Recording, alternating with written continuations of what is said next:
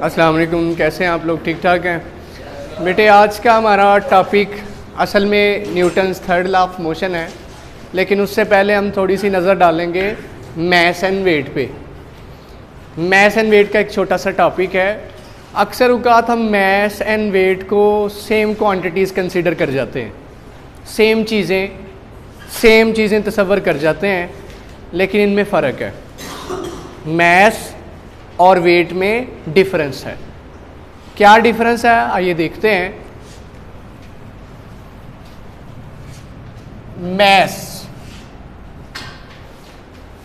Mess एक ऐसी quantity है जिसका मतलब क्या है कि कोई भी मैटर, कोई भी बॉडी जितना मैटर पोजेस करती है वो उसका क्या कहलाता है? मैस कहलाता है। मतलब कोई भी बॉडी आप देखिए, फ़र्ज़ कीजिए ये एक ब्लॉक है, इसके पास कितना मैटर है। मैटर आप जानते ही हैं, किसे कहते हैं matter? Solid, liquid, gas, plasma, that is matter. तो किसी बॉडी के पास कितना मैटर है, कितना वो मैटर पोजेस करती है, कितनी वो जगह घेरती है, कितनी वो स्पेस ऑक्यूपाई करती है, कितना उसका हुजम है, दैट इज़ मैस। मैस क्या है कि उस बॉडी के पास कितना मैटर मौजूद है, कितनी सॉलिड चीज़ मौजूद है, कितना लिक्विड मौजूद है, कितनी गैस मौजूद है और कितना प्लाज्मा मौजूद है, दैट इज़ मैस। इसके अलावा एक तो डेफिनेशन होगी मैस की, mass is the quantity of matter possessed by body. Body के पास जितना मैटर हुआ करता है वो उसका क्या कहलाता है? मैस कहलाता है। इसके अलावा मैस, पहली तो इसकी डेफिनेशन हो गई जो हमने देखी, डेफिनेशन। देन दूसरी चीज़ इसकी क्या है बेटे? दूसरी चीज़ इसकी क्या है कि mass is a scalar quantity. इसके लिए हमें किसी डायरेक्शन की ज़रूरत नहीं पड़ती इसे एक्सप्लेन करने के लिए, समझाने के लिए, बताने के लिए कि किस तरफ है, left side, right side, up side, down side. इसकी डायरेक्शन से हिम्मत नहीं बतानी पड़ती। So mass is a scalar quantity. इसके अलावा जी मैस को किस यूनिट के अंदर मेजर किया जाता है? Mass is always been calculated in kilograms. Mass के कैलकुलेट होने का यूनिट जो है, मैस को किस में तोला जाता है, किस यूनिट में मापा जाता है? हमने चैप्टर नंबर 1 में पढ़ा था। मैस क्या थी? एक बेस क्वांटिटी थी और उसका यूनिट क्या था? किलोग्राम। ठीक है, इसी तरह डेफिनेशन उसकी स्केलर क्वांटिटी है, किलोग्राम है। अब मैस को मेजर किस आले से करते हैं? मैस मेजर करने के कोई स्पेशल आला होगा ना? क्या हमने पहले चैप्टर में नहीं पढ़ा मैस मेजरिंग इंस्ट्रूमेंट्स? वो वेट मेजरिंग इंस्ट्रूमेंट्स नहीं थे, वो क्या थे? मैस मेजरिंग इंस्ट्रूमेंट्स थे। तो मैस मेजर करने के लिए जनरली, कॉमनली, आम तौर पे हम कौन सा इंस्ट्रूमेंट इस्तेमाल करते हैं? That is physical balance. Physical balance को हम प्रेफर करते हैं, फिज़िकल बैलेंस को हम इस्तेमाल करते हैं किसी जिस्म का क्या मेजर करने के लिए? मैस। कितनी उसने जगह घेरी हुई है, कितना उसके पास मैटर मौजूद है, उसको मेजर करने के लिए हम क्या यूज़ करते हैं? क्या यूज़ करते हैं जी? Physical balance. ये है जी कुछ डिस्कशन मैस के मुतालिक। अब यही बात अब हम किसके लिए कर लेते हैं? वेट के लिए। अच्छा, मैस के लिए एक और बात है जी, वो क्या है कि mass place to place vary नहीं करता। मैस आपका जो ज़मीन पे है वही कहाँ पे होगा? चांद पे, वही स्पेस में, वही ज़मीन के सेंटर में, क्योंकि आपकी बॉडी ने मैटर तो चेंज नहीं कर लेना। क्या आपकी बॉडी में से पानी कम हो जाएगा? क्या आपकी बॉडी में से ये जो आपको नज़र आ रहे एटम्स, मॉलिक्यूल्स, ये खुलिए सेल्स कम हो जाएंगे? नहीं। तो इसका मतलब mass does not vary. Mass change नहीं होता फ्रॉम प्लेस टू प्लेस। एक जगह से दूसरी जगह जाने पे क्या चीज़ वेरी नहीं करती, क्या चीज़ चेंज नहीं होती? मैस चेंज नहीं होता, डज नॉट चेंज। ये चेंज नहीं होता, हर जगह इसकी वैल्यू क्या रहती है? कांस्टेंट रहती है, सेम रहती है। अब वेट की बात करते हैं। जनरली तो हम मैस एंड वेट एक ही तस्वर करके तो चलते हैं, लेकिन वज़न एक और क्वांटिटी है, एक और फिजिकल क्वांटिटी है। वज़न क्या है फिर? वजन किसी बॉडी का कब बनता है? जब किसी जिस्म के मैस को ग्रेविटेशनल एक्सेलरेशन से क्या कर दिया जाए? मल्टीप्लाई कर दिया जाए। So weight is a force. Definition देख लेते हैं सबसे पहले। वेट की डेफिनेशन क्या है? फर्ज कीजिए यही ब्लॉक है, इसका मैस m था, इसका वेट क्या होगा?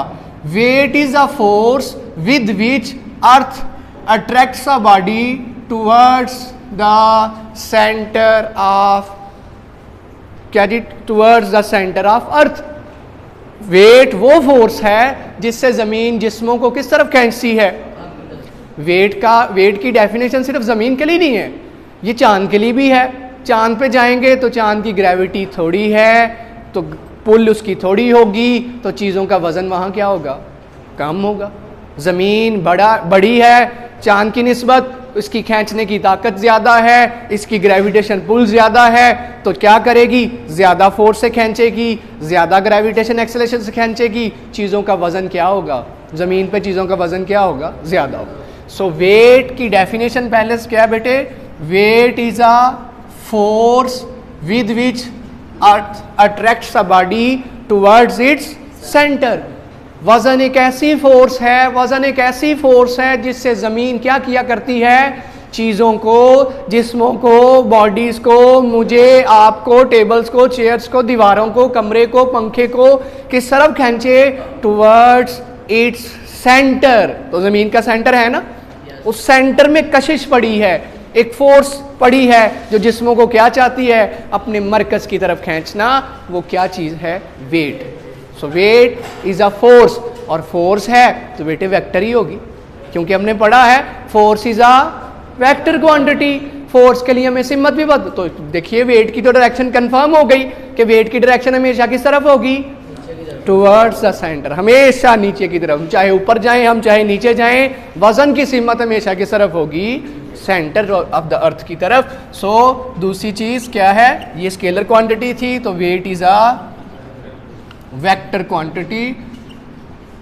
वेट हमेशा डाउनवर्ड और उसकी सिमत किस तरफ? Towards the centre of the earth होती है। तीसरी चीज, वजन को किस में मेजर किया जाता है? मैस को तो केजीज में, किलोग्राम्स में करते थे, वजन क्योंकि फोर्स है। और बेटे हमने पढ़ा हुआ है न्यूटन के सेकंड लॉ में, फोर्स का यूनिट क्या हुआ करता है? न्यूटन। फोर्स न्यूटन है, तो weight is also a force, तो इसका यूनिट भी क्या होगा बेटे? इसका यूनिट भी क्या होगा? फोर्स की ही तरह इसका यूनिट भी क्या होगा? न्यूटन्स। फोर्स भी न्यूटन्स में मेजर होगी, न्यूटन में मेजर होगी। ये इसकी तीसरी खूबी। अब वजन को कैसे मेजर करते हैं? देखा बेटे, अक्सर मुर्गियां देने के लिए आते हैं, ये जो मुर्गियां बेचते हैं ना, गोश्त, चिकन बेचते हैं, उनके पास मुर्गियां देने आते हैं जी। तो जी वो छाबा लगा के उसमें मुर्गियां डाल के, तो देखेंगे एक बहुत बड़ा सा एक इंस्ट्रूमेंट होता है जिससे वो पकड़ के तो किसी चीज से हैंग करके मेजर कर रहे होते हैं। वो क्या है? That is a spring balance. वजन को मेजर करने के लिए हम किस इंस्ट्रूमेंट का सहारा लेते हैं? उस इंस्ट्रूमेंट का नाम क्या बेटे? Spring balance. एक ऐसा इंस्ट्रूमेंट, एक ऐसा बैलेंस जिसमें क्या मौजूद है? स्प्रिंग मौजूद है। और स्प्रिंग बैलेंस जब भी यूज करेंगे तो आप क्या मेजर कर रहे होगे? वेट मेजर कर। ये इसकी चौथी प्रॉपर्टी है। फिर उसके बाद, क्या वजन भी मैस की तरह चेंज नहीं होता? होता है बेटे, क्योंकि वजन दो चीजों पे डिपेंड करता है। वजन का कुलिया हमने यहां लिखा हुआ है, weight is equal to mg। वजन दो चीजों पे डिपेंड कर रहा है, जिस्म के मैस और ग्रेविटेशनल एक्सेलरेशन। तो मुझे बताएं, क्या चीजों का ग्रेविटेशनल एक्सेलरेशन सेम रहता है? मैस तो सेम रहता है, मैस तो सेम रहता है, ग्रेविटेशन एक्सेलरेशन भी सेम रहता है? नहीं, ये तो ऊपर चलते जाएं, ग्रेविटेशन एक्सेलरेशन क्या होता जाएगा? चैप्टर नंबर 2 का लास्ट टॉपिक याद है? चैप्टर नंबर 2 का लास्ट। तो जैसे जैसे हम ऊपर जाते जाते हैं, ग्रेविटेशन एक्सेलरेशन कम, जब ग्रेविटेशन एक्सेलरेशन कम तो वजन भी क्या होना शुरू हो जाएगा? कम। इसी तरह हम जानते हैं कि जमीन का ग्रेविटेशन एक्सेलरेशन 10 है, तो मून का क्या है? 1.6। कितना कम है। तो जब मून पे जाएंगे, मैस को, अपने मैस को 1.6 से मल्टीप्लाई करेंगे तो वजन क्या महसूस होगा? थोड़ा। मैस को 10 से मल्टीप्लाई करेंगे, वजन से ज़्यादा। इसका मतलब प्लेस टू प्लेस वेट की वैल्यू क्या करती है? चेंज करती है, वेरी करती है। सो इट चेंजेस, ये चेंज होता है। क्या, कैसे? Place to place, place to place. आपका वजन यहाँ कुछ और है, माउंट एवरेस्ट पे कुछ और होगा, स्पेस में कुछ और होगा, चांद पे कुछ और होगा, मार्स पे कुछ और होगा। सो वजन क्या करता है? वेरी करता है। क्योंकि वजन का इन्हिसार दो चीज़ों पे है, मैस और gravitational acceleration. Mass does not change, लेकिन जो दूसरा फैक्टर है वो वेट को चेंज कर देगा, क्योंकि जी कांस्टेंट नहीं रहता। अच्छा, कोई ऐसी जगह भी है जहां वजन, बड़ा important MCQs board point of view से, कोई ऐसी जगह भी है जहां वजन जीरो हो जाता है? At the centre of the अर्थ। अगर आप जमीन के सेंटर में चले जाएं, जहां से कशिश स्टार्ट हो रही थी, अब वहीं पहुंच जाएं, तो क्या नतीजा निकलेगा? पुल, ग्रेविटेशन फोर्स खत्म हो जाएगी, ग्रेविटेशन एक्सेलरेशन एंड अप्स। तो क्या नतीजा होगा? कौन सी जगह है जहां वेट क्या तस्वर होगा? Zero. That is the centre of the अर्थ। ये थी डिस्कशन बेटे मैस एंड वेट की। आगे बढ़ते हैं हम, जो हमारा मेन आज का टॉपिक है, दैट इज क्या जी? हमारा Newton's third law of motion.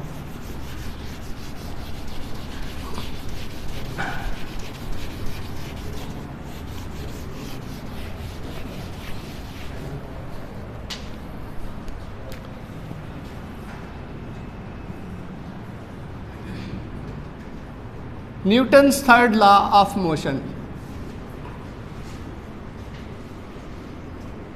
हम न्यूटन का पहला और दूसरा कानून पढ़ चुके हैं।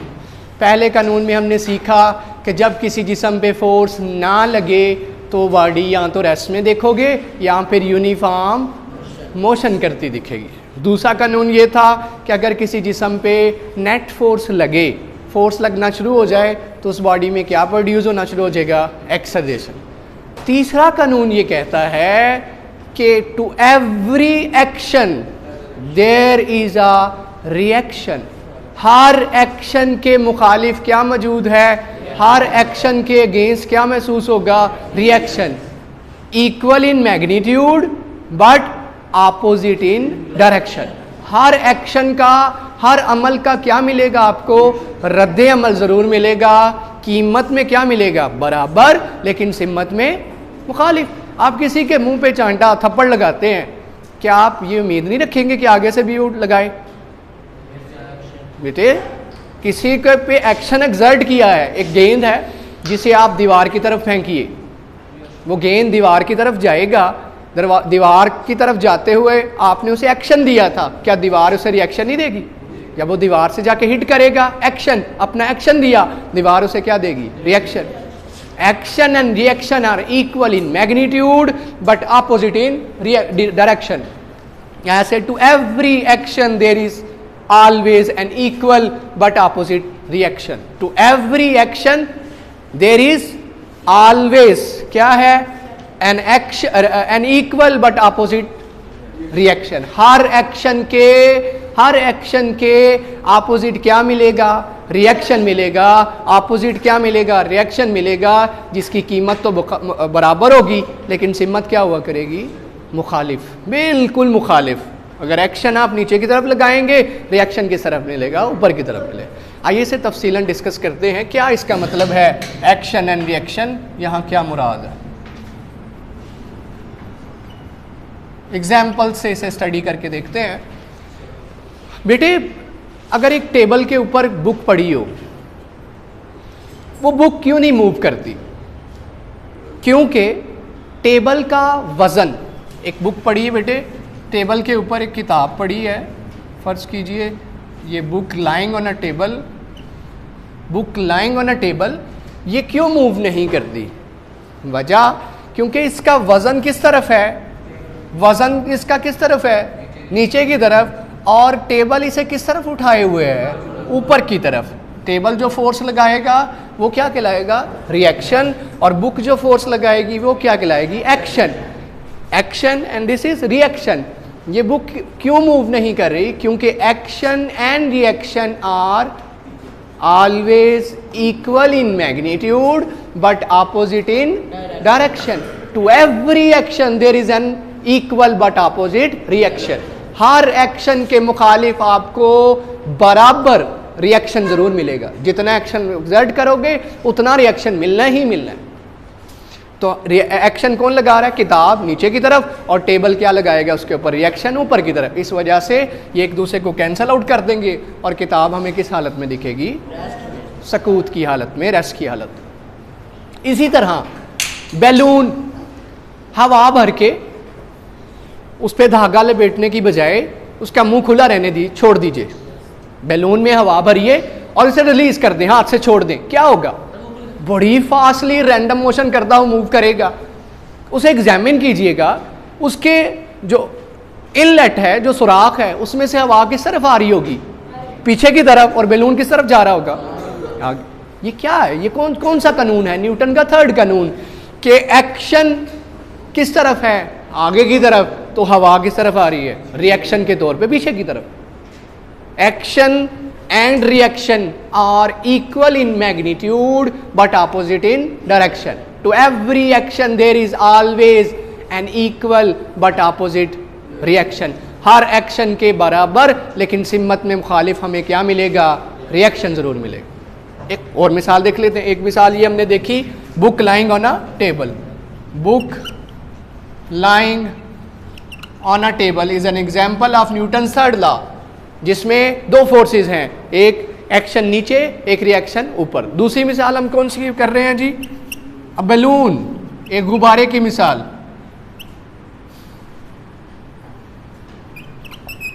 क्या मिसाल है जी इसकी? क्या मतलब इसका? कि बेटे बैलून को जब हम रिलीज करते हैं तो बैलून फॉरवर्ड मूव करता है और एयर पीछे से, बैक साइड से उसके निकलती महसूस होती है। बैलून एक्शन के तौर पे आगे जा रहा है तो हवा रिएक्शन के तौर पे पीछे निकलती।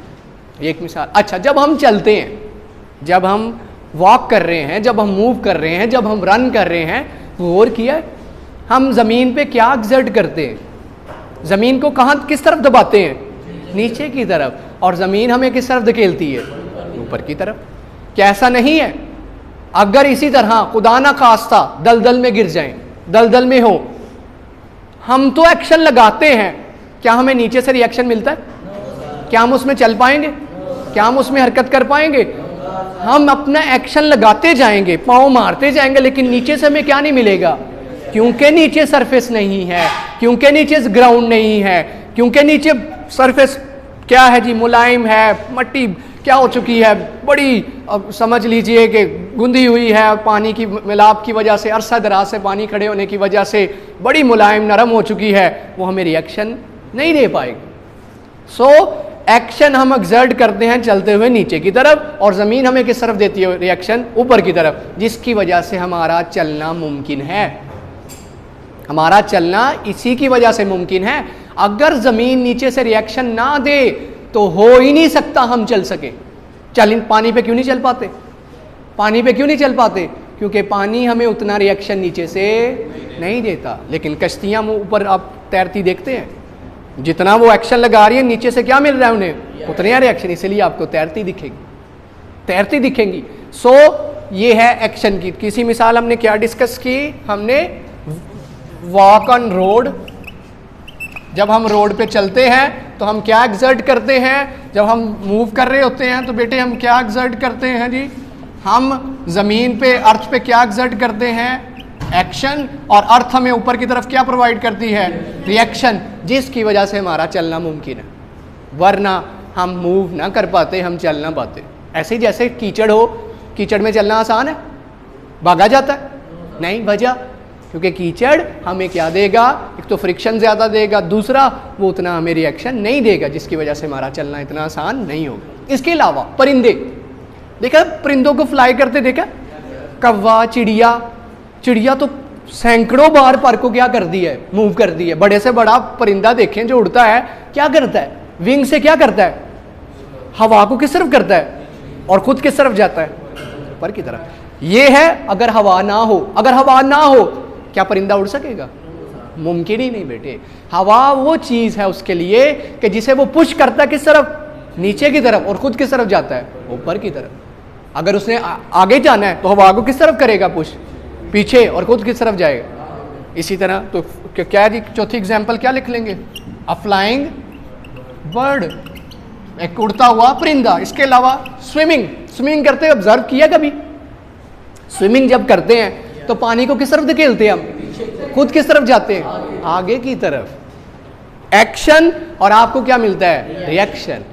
Action and reaction to every action, हर एक्शन के मुताबिक आपको रिएक्शन जरूर मिलेगा।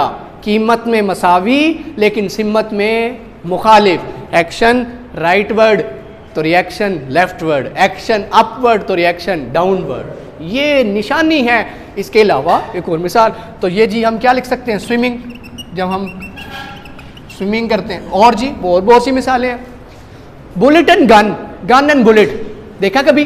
जब हम गन फायर करते हैं, गोली चलाते हैं, गोली किस तरफ जाती है और गन किस तरफ आती है? गन को झटका किस तरफ मिलता है? गन किस तरफ रिकॉइल करती है? गन किस तरफ? पीछे की तरफ।